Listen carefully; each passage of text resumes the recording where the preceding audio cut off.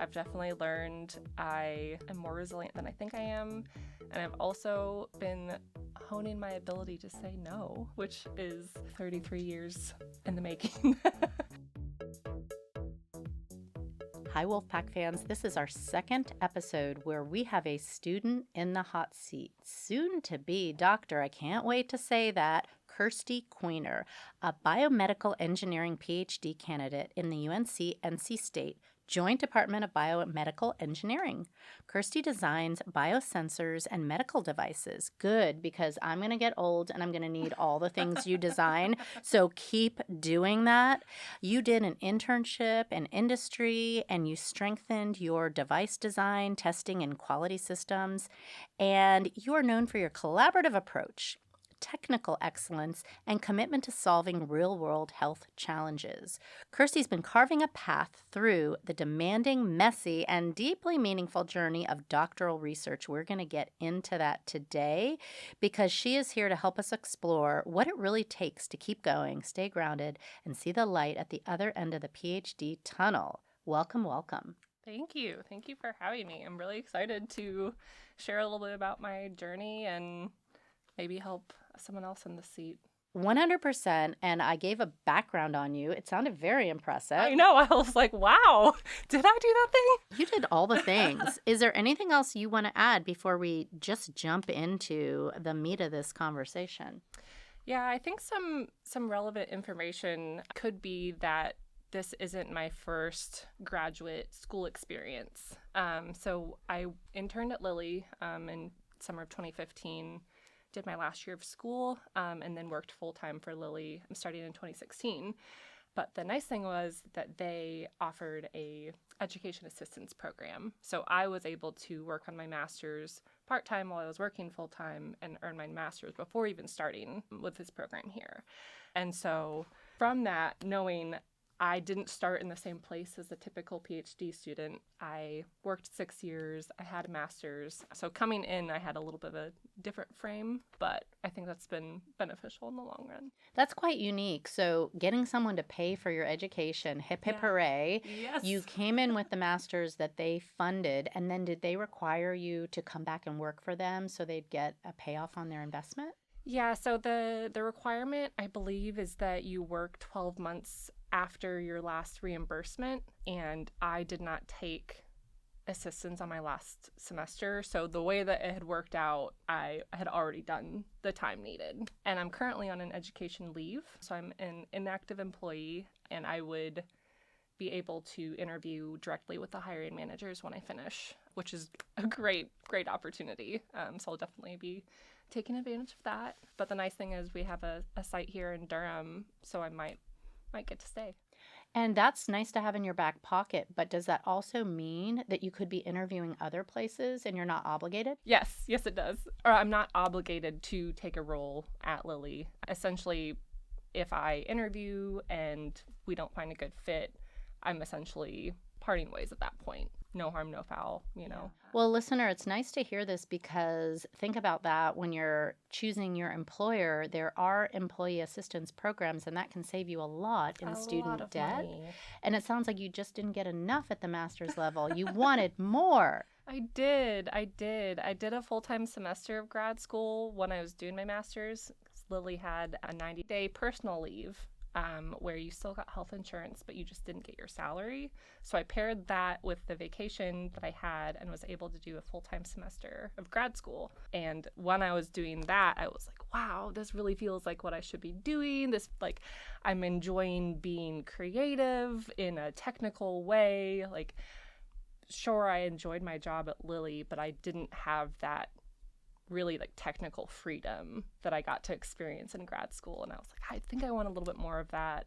And knowing that most of the technical people in the device development world at Lilly had PhDs, it was kind of a no-brainer to go back to school fully and get the doctorate so I can work in device development. And your journey's unique, but everybody has a different path to get here. So let's get into this. I don't know if it's a glamorous vision people have. Like you just said, it's creative and you get to come up with solutions to problems, and all the mentors have PhDs, so you're about to get one. And I know a lot of people picture big breakthroughs, but was there a moment when things felt more like chaos than all the clarity? And how did you navigate through the reality of all these wonderful breakthroughs that you thought you would have?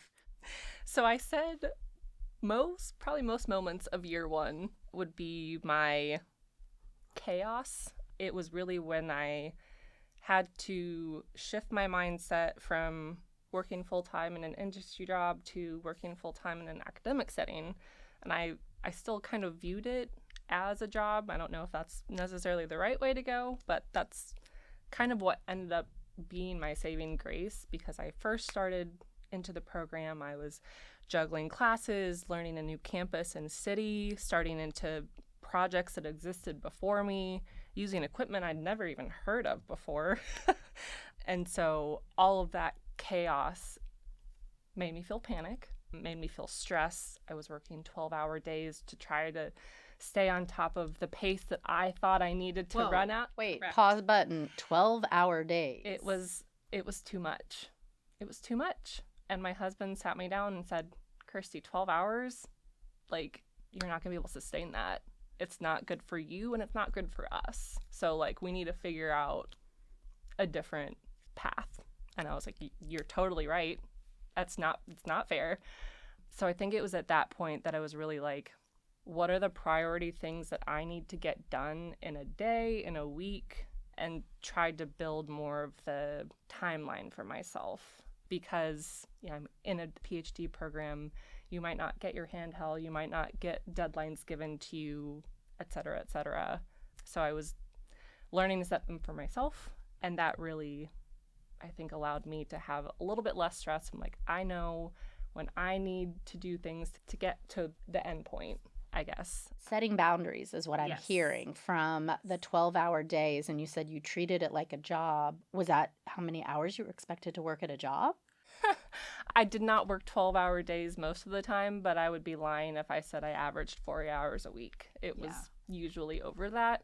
And that came from not setting the boundaries from the beginning and that being the norm. So pretty much after my first semester here, I was like, okay, we're going to set limits. I'm not going to work on the weekends unless it's absolutely crucial, because it can wait until Monday.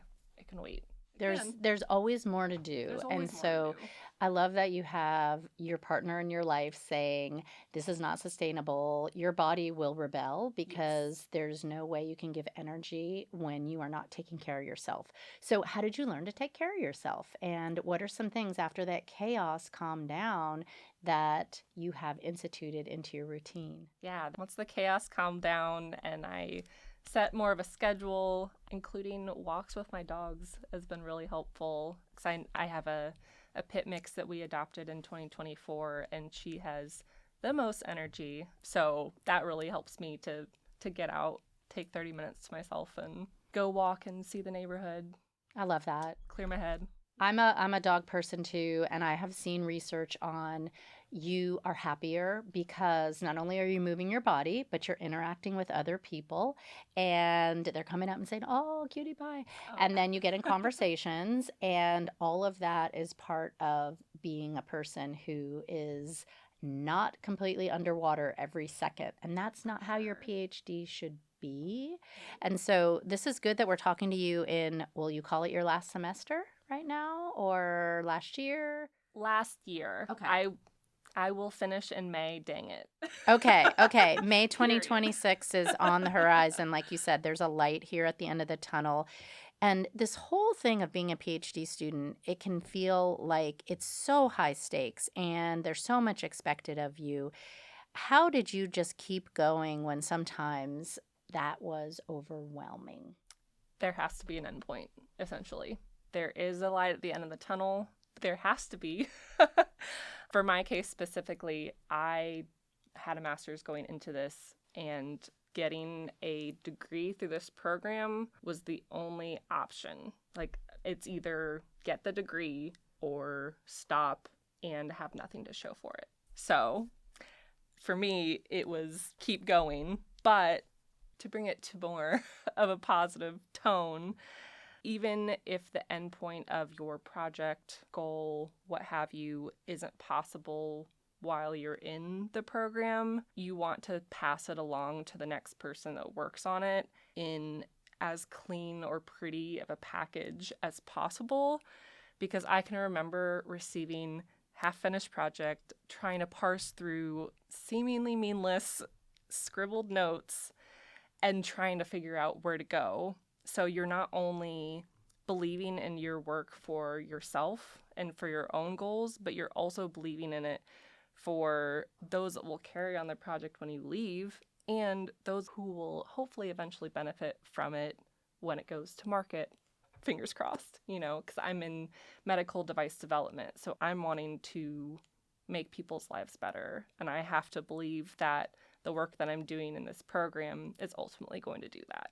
So it sounds like you're getting at your why, at your values, making people's lives better through medical devices. So expand on that a little bit, because this is a long road to get there. And there are many ways you could make people's lives better without going through this process that is incredibly intense. Yes, it is incredibly intense, but at the end of the day, it's something that I've always enjoyed doing. I love tinkering, I love playing and being creative, but I also love helping people. That sounds so cheesy and corny to say it, but things that I've done in my life that are extracurricular have been pretty focused on people. Currently, one of my fun external to NC State things I'm doing is I'm on the social committee for my neighborhood.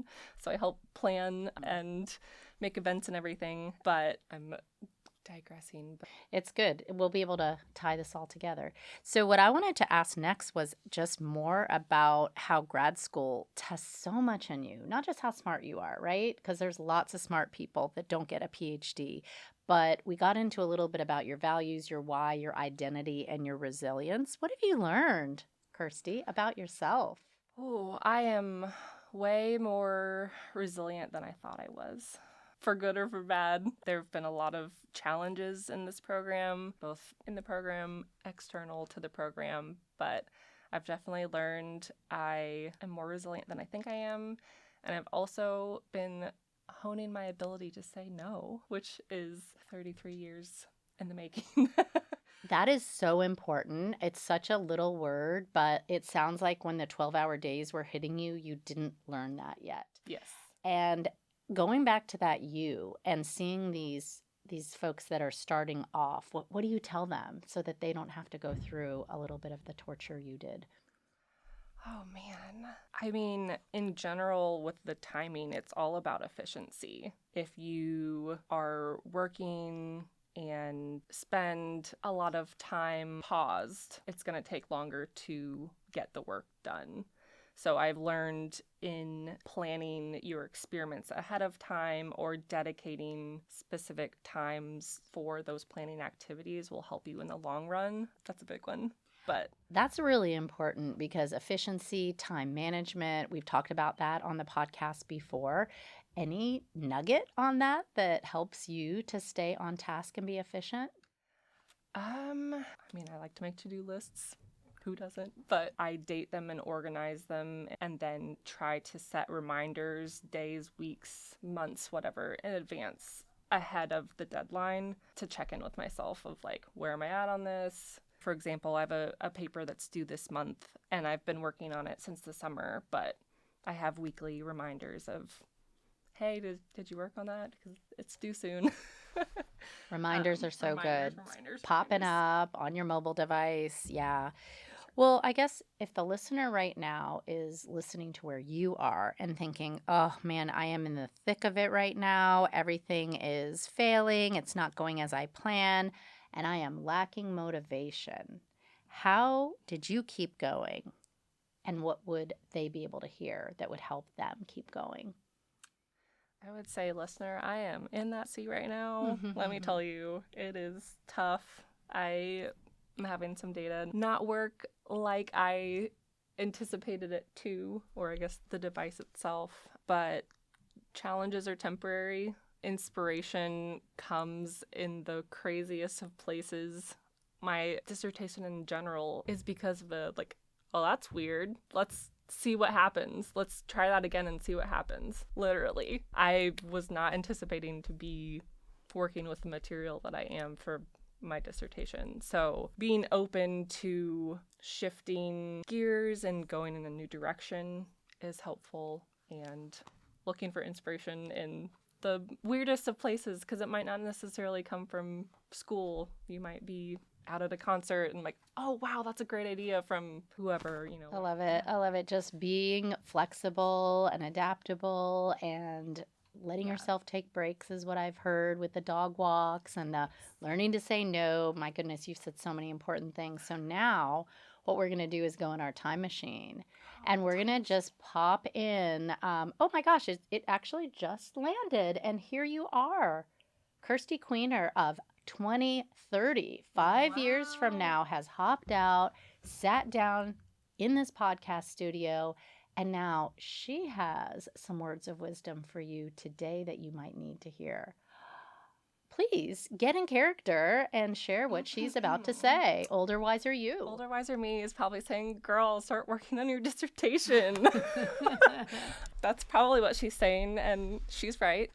I guess try not to stress so much because you're going to figure it out. You always do. Hey, you've got a pattern. You always make it work. And there's no reason to feel like this is all not going to go the way you want. I love that. Gotta figure out eventually. Just gotta keep going. This has been such a lovely conversation. Thanks for procrastinating another 30 minutes on that dissertation, but also dropping some wonderful nuggets for our folks today. This has been wonderful. Yes, thanks for having me, Marcy. I appreciate it.